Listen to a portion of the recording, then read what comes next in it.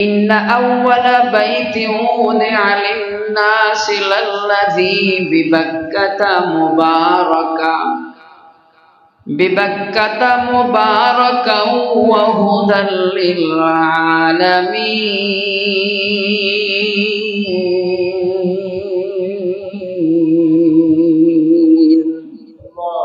আল্লাহ সুবহানাহু ওয়া তাআলা বলেন, ও দুনিয়ার মানুষ,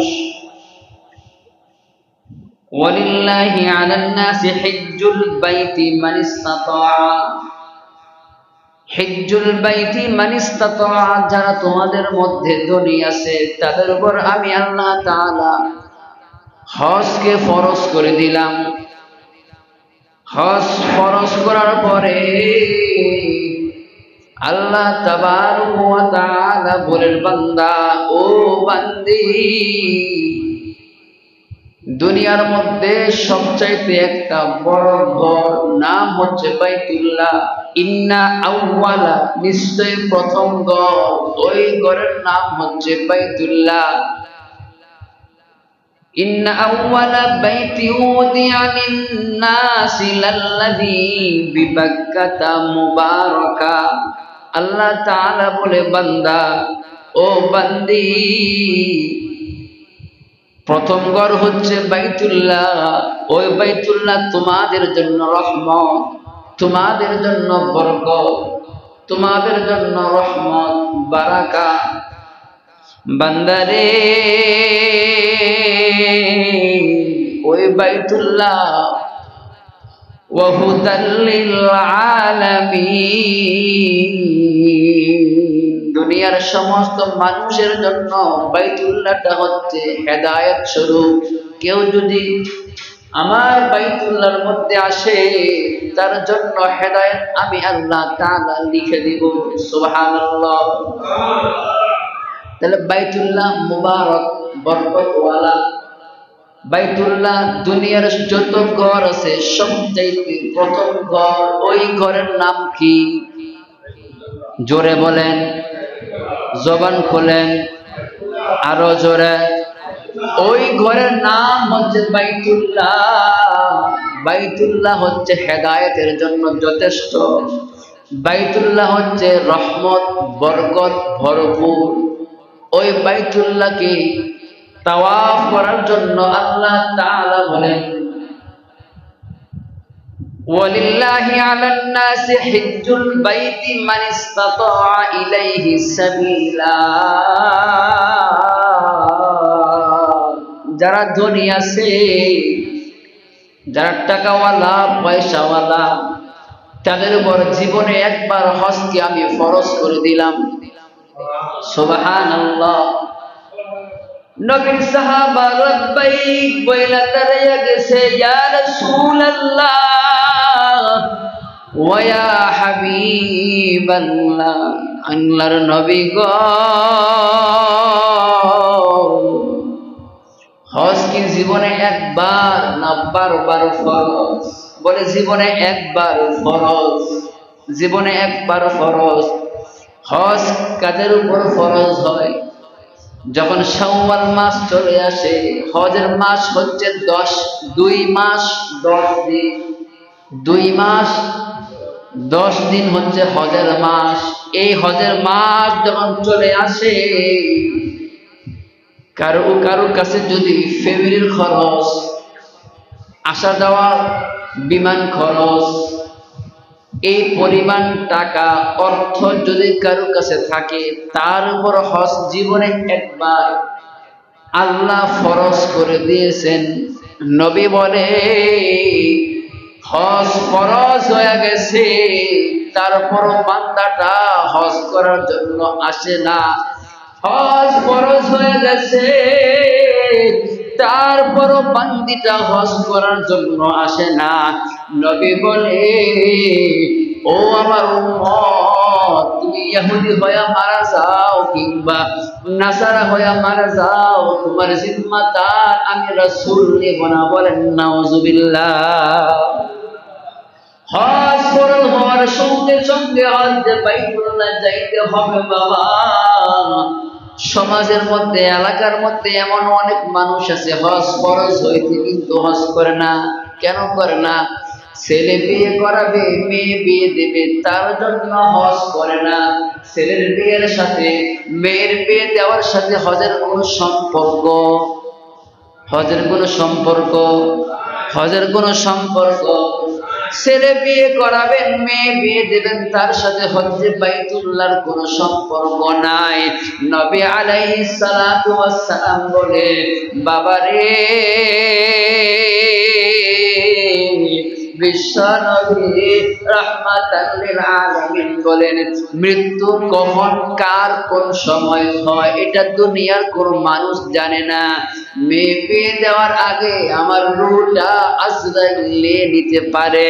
আল্লাহ তাবারক ওয়া তাআলা যখন আমাকে জিজ্ঞেস করবে, হে বান্দা, হে বান্দি, তোমার উপর হজ ফরজ ছিল, তারপরও কেন তুমি হজটা করো নাই? জবাব দেওয়ার মতো ক্ষমতা আপনার আর আমার থাকবে না। এই জন্য আল্লাহ তাবারক ওয়া তাআলা বলে, ওয়ালিল্লাহি আলান নাসি হিজ্জুল বাইতি মান ইসতাতা ইলাইহি সাবিলা। বাবা পয়গম্বর ইব্রাহিম আলাইহিস সালাতু ওয়াস সালাম কাবা ঘর নির্মাণ করার পরে আল্লাহর একটা ডাক দিছে, এ আল্লাহ,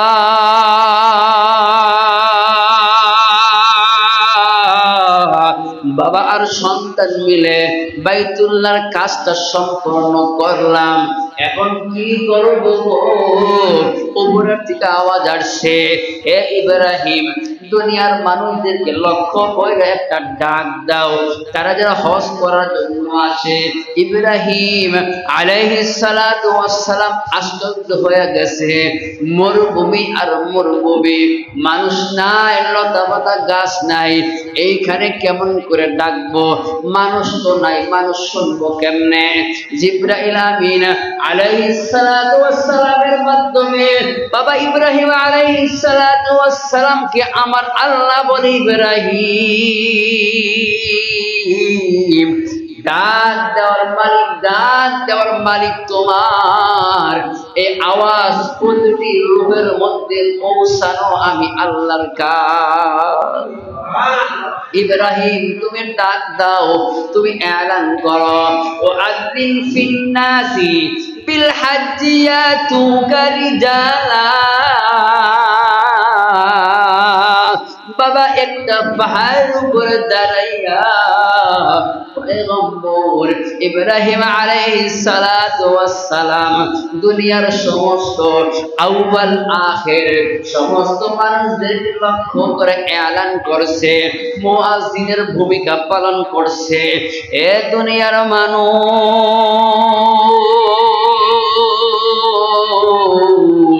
তোমরা আল্লাহর ঘরটা তাওয়াফের জন্য তোমরা বের হয়ে যাও।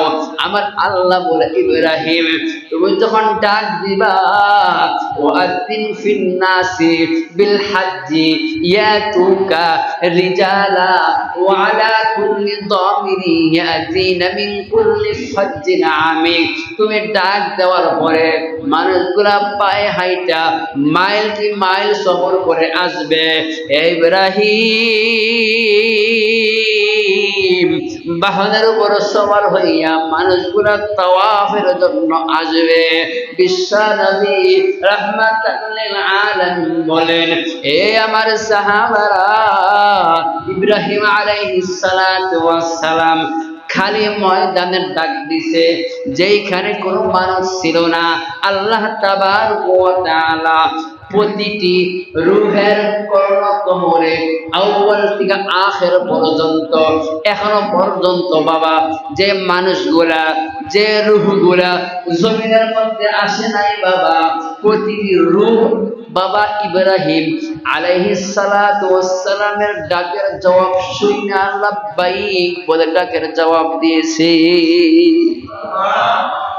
এখনো রূহ আসে না, এখনো ওই মানুষগুলা এখনো পর্যন্ত আসে না, আসবে ক্রমান্বয়ে, ধারাবাহিকভাবে আসবে। ওই রূহগুলা পর্যন্ত রূহের জগতে মার রেহেমে, রূহের জগতে মার রেহেমে যে সমস্ত বাচ্চা এখনো দুনিয়ার মধ্যে আসে নাই, মার রেহেমের মধ্যে আছে যেই রূহগুলা মাওলা পাকের কুদরতি আলমের মধ্যে, কুদরতি নজরের মধ্যে আছে, কুদরতি একটা প্লেটের মধ্যে আছে, ওই রূহ পর্যন্ত যেদিন বাবা পয়গম্বর ইব্রাহিম আলাইহিস সালাতু ওয়াস সালাম ডাক দিছে, ডাকের জবাব লাব্বাইক বলে এবং যে যতবার লাব্বাইক বলছে ততবার হজ না করা পর্যন্ত তার মৃত্যু হবে না। আপনি আর আমি যখন রূহের জগতে ছিলাম তখন লাব্বাইক বলছি, যদি লাব্বাইক বলে থাকি, একবার বলছি তো একবার হজ না কইরা আমার মরণ হবে না, দুইবার লাব্বাইক বলছি, দুইবার হজ না কইরা আমার মরণ হবে না। এই জন্য অনেকেই 4 বার 5 বার হজ, এটা তোমার দাদাগিরি না, এটা তোমার বাবুগিরি না, এটা তোমার টাকার ক্ষমতা, টাকার বাহাদুরি না। যখন রূহ ছিল তখন তোমার টাকা ছিল, পয়সা ছিল, ক্ষমতা ছিল, দাপট ছিল, হ্যাঁ, ওই তখনকার বাহাদুরি। এখন টাকাওয়ালা পয়সাওয়ালা, এটা টাকার কোনো বাহাদুরি, এটা হচ্ছে মাওলার রহমত বরকত। মাওলার রহমতের কারণে, বরকতের কারণে এক ভাই বলে নাই, আরেক ভাই একবার বলছে আর তুমি 5 বার বলছো। সুবহানাল্লাহ। এটা আমাদের টাকার বড়াই, এটা টাকার বড়াই না। কারণ রূহের জগতে মানুষই হয় না, একটা রূহ, সে কথা বলতে পারে না, সে খাইতে পারে না, সে চলতে পারে না, ওই তখনই সে যতবার লাব্বাইক বলছে ততবার। এখন দুনিয়ার মধ্যে আসার পরে কেউ যদি 10 বার লাব্বাইক বলে থাকে, এই 10 বার হজ না কইরা তার মরণ হবে। আল্লাহ তাবারক ওয়া তাআলা সকলকে হজ করার নসিব দান করুন, সকলকে হজ করার তৌফিক দান করুন। এমন অনেক হাজী সাহেব আছে যারা হজ করে হজ কবুল হয় না, আছে না? এমন অনেক হাজী সাহেব আছে যারা হজ করে তারপর হজটা কবুল হয় না। হজ করার জন্য যে খরচটা ব্যয় হয়, খরচটা হালাল না হারাম?